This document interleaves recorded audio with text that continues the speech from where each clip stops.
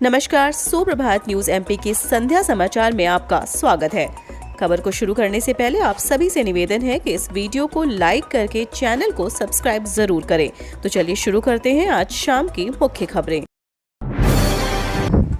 मध्य प्रदेश की बेटी भावना 15 अगस्त को यूरोप के माउंट एल्ब्रुस की चोटी पर फहराएंगी तिरंगा। दुनिया की सबसे ऊंची चोटी माउंट एवरेस्ट फतह कर मध्य प्रदेश का नाम दुनिया में रोशन करने वाली भावना डहरिया 15 अगस्त को यूरोप के सबसे ऊंची शिखर माउंट एल्ब्रुस रूस पर तिरंगा फहराएंगी। बता दें कि इस पर्वत की ऊंचाई 18,510 फीट है। आज़ादी का अमृत महोत्सव के अंतर्गत मध्य प्रदेश टूरिज्म बोर्ड ने भावना डहरिया को सहयोग किया है। इसके साथ ही AMD विवेक श्रोत्रिय ने पर्वतारोही भावना को राष्ट्रीय ध्वज भेंट कर सफल होने की शुभकामनाएं दी। इस दौरान उन्होंने हर घर तिरंगा अभियान को अधिक से अधिक लोगों तक पहुंचाने और लोगों में फिटनेस के प्रति जागरूकता फैलाने की बात भी कही। उज्जैन में कांग्रेस के नवनिर्वाचित 17 पार्षदों ने ली शपथ। अध्यक्ष पद के लिए चुनावी प्रक्रिया शुरू। उज्जैन नगर निगम के निर्वाचित महापौर और पार्षदों का प्रथम सम्मेलन आज सुबह 10:30 बजे प्रारंभ हुआ। सुबह 11 बजे निगम अध्यक्ष पद के चुनाव की प्रक्रिया प्रारंभ हुई। भाजपा से वार्ड 15 की पार्षद कलावती यादव और कांग्रेस से 45 के पार्षद राजेंद्र कुवाल को अध्यक्ष पद का उम्मीदवार बनाया गया। इसके पहले शेष निर्वाचित कांग्रेस के 17 पार्षदों के निष्ठा एवं ईमानदारी से कर्तव्य का पालन करने की शपथ ली। शपथ कलेक्टर आशीष सिंह ने दिलाई। चुनाव विश्लेषकों का कहना है चूंकि भाजपा के पास बहुमत है, 54 में से 37 वार्ड में भाजपा की पार्षद है, इसलिए कलावती यादव का अध्यक्ष बनना तय है। यूजी व पीजी में करीब 5 लाख सीटें फुल, अभी 3 लाख सीटें खाली। प्रदेश के सरकारी और निजी कॉलेजों में स्नातक और स्नातकोत्तर में प्रवेश के लिए कॉलेज लेवल काउंसलिंग का चौथा चरण समाप्त हुआ।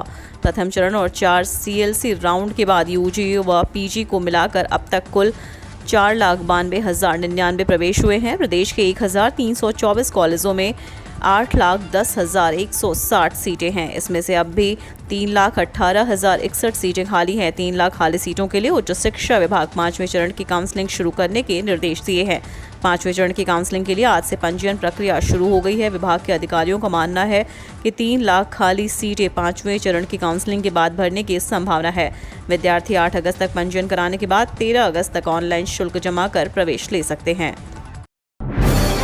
मध्य प्रदेश में फिर सक्रिय हुआ मानसून, जारी रहेगा वर्षा का सिलसिला। प्रदेश को प्रभावित करने वाली 5 मौसम प्रणालियां अलग अलग स्थानों पर सक्रिय हैं।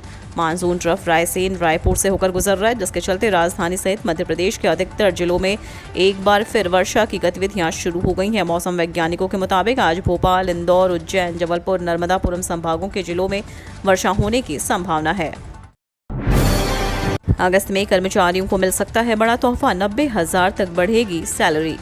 केंद्रीय कर्मचारियों को अगले महीने एक साथ कई सौगातें मिल सकती हैं। इसमें महंगाई भत्ते के साथ फिटमेंट फैक्टर भी शामिल है। ताज़ा मीडिया रिपोर्ट्स के अनुसार लंबे समय से उठ रही केंद्रीय कर्मचारियों की मांग को पूरा करते हुए अगस्त में फिटमेंट फैक्टर बढ़ाने पर विचार किया जा सकता है। अगर सहमति बनी तो इसे 1 सितंबर 2022 से लागू किया जा सकता है और इसका लाभ 52 लाख कर्मचारियों को मिलेगा। हालांकि सरकार की तरफ से कोई आधिकारिक बयान सामने नहीं आया है।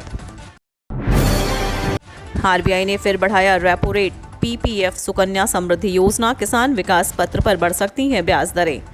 RBI ने तीसरी बार लगातार मॉनेटरी पॉलिसी का ऐलान करते हुए रेपो रेट में बढ़ोतरी कर दी है। 3 महीनों में रेपो रेट में 1.40% की बढ़ोतरी है, जिसके बाद कर्ज महंगा हो रहा है। बैंकों ने डिपॉजिट्स रेट्स भी बढ़ाए हैं, लेकिन हैरानी की बात यह है कि जिस बचत योजना में सबसे ज़्यादा आम भारतीय निवेश करते हैं उस पर ब्याज दरों को बढ़ाया नहीं जा रहा है। NSC, PPF और सुकन्या समृद्धि योजना जैसी बचत योजना के ब्याज दरों में बढ़ोतरी नहीं की गई है।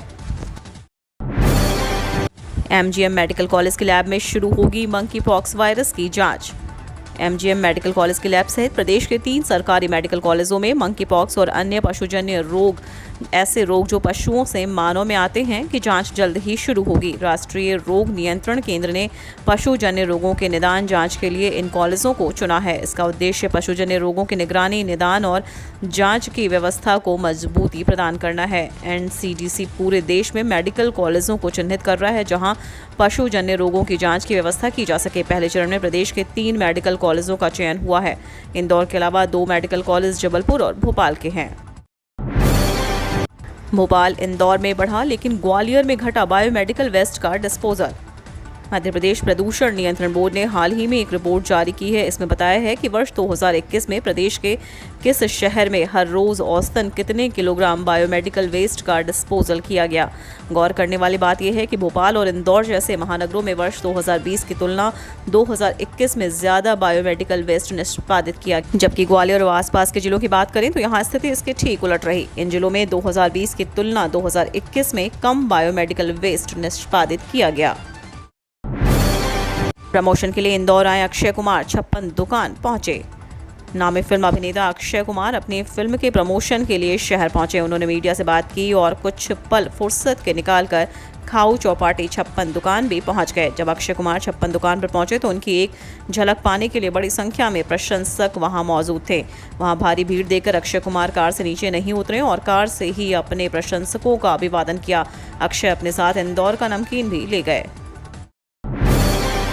ऑनलाइन रेल टिकट बुकिंग के नियमों में होगा बदलाव।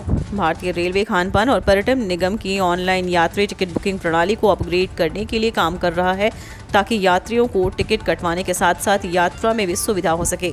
रेलवे ने जानकारी देते हुए बताया कि भारतीय रेलवे की यात्रा आरक्षण प्रणाली पर रेलवे की स्थायी समिति की 8वीं रिपोर्ट में निहित टिप्पणियों या सिफारिशों पर सरकार द्वारा की गई कार्रवाई में साझा की गई थी।